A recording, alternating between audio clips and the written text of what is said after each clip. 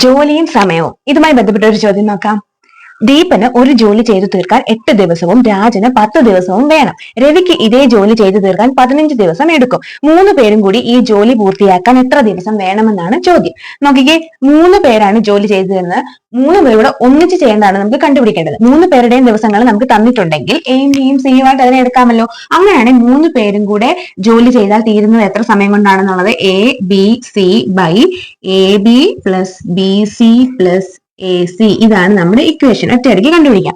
A into B into C ചെയ്യണം. പിന്നെ ഈ 2 ജോഡി വെച്ച് ഗുണിച്ചതിന് കൂട്ടണം. ഇത് ഈ ഇക്വേഷൻ ചെയ്ത് കഴിഞ്ഞാൽ നമുക്ക് ഉത്തരം കിട്ടും. അപ്പൊ നമുക്ക് നോക്കാം. എ എന്ന് പറയുന്നത് എത്രയാണ്? 8 അല്ലേ? ആദ്യത്തെ ആളുടെ 8, രണ്ടാമത്തെ ആളുടേത് 10, മൂന്നാമത്തെ ആളുടേത് 15. നമുക്ക് ഇങ്ങനെയാണ് കിട്ടിയിരിക്കുന്നത്. അപ്പൊ നമുക്ക് താഴത്തെ നോക്കാം. എ ഇൻറ്റു ബി, അതായത് 8 ഇൻറ്റു 10 അതായത് 80 plus B into C 10 into 15 അതായത് 150 പ്ലസ് എ സി 8 ഇൻറ്റു 15 അതായത് 120.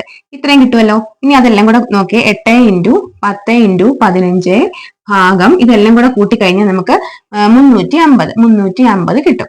ഇനി നമുക്ക് ചെയ്യാം. ഈ 2 0 വെട്ടിക്കളയാലോ. 15 35 കൊണ്ട് നമുക്ക് 5 കൊണ്ട് ഇതിനെ ഹരിക്കാം. അപ്പൊ 5 കൊണ്ട് ഹരിക്കുമ്പോൾ ഇവിടെ 3 കിട്ടും, ഇവിടെ 7 കിട്ടും. 7 5 35. ഇനി 8 3 24 അതായത് 24 ഭാഗം 7 എന്നാണ് കിട്ടുന്നത്. നോക്കി, 24/7 ആണ് നമുക്ക് ഉത്തരം കിട്ടിയിരിക്കുന്നത്. പക്ഷെ നമ്മളോട് പറഞ്ഞിരിക്കുന്നത് ഇവിടെ മിക്സഡ് ഫ്രാക്ഷൻ ആണ്, അതായത് മിശ്ര ഭിന്നത്തിലാണ് നമുക്ക് തന്നിരിക്കുന്നത്. ഇതിനെ അപ്പം മിശ്ര ഭിന്നമാക്കണ്ടേ? എങ്ങനെ മിശ്ര ഭിന്നമാക്കുന്നത്? ഈ 24/7 മിശ്ര ഭിന്നമാക്കണമെങ്കിൽ താഴെ തന്നിരിക്കുന്ന ഛേദം ഉണ്ടല്ലോ, ആ ഛേദത്തിന്റെ പട്ടിക അങ്ങ് എടുക്കുക. ഒരു 7 7 7 14 3 7 21 4 7 28 4 7 ആകുമ്പോൾ 28 ആവും. ഇവിടെ 24 ഉള്ളൂ. അപ്പൊ 3 7 എടുക്കുക. 3 7 21 ആണല്ലോ. അപ്പൊ 7 തന്നെ നമ്മൾ ഇവിടെ ഛേദമായിട്ട് എഴുതുക. ഏത് സംഖ്യ കൊണ്ടാണ് 7നെ ഗുണിച്ചത്? 21 കിട്ടാൻ 3 കൊണ്ട്. ആ 3 നമ്മൾ പൂർണ്ണ സംഖ്യയായിട്ട് ഇവിടെ എഴുതുക.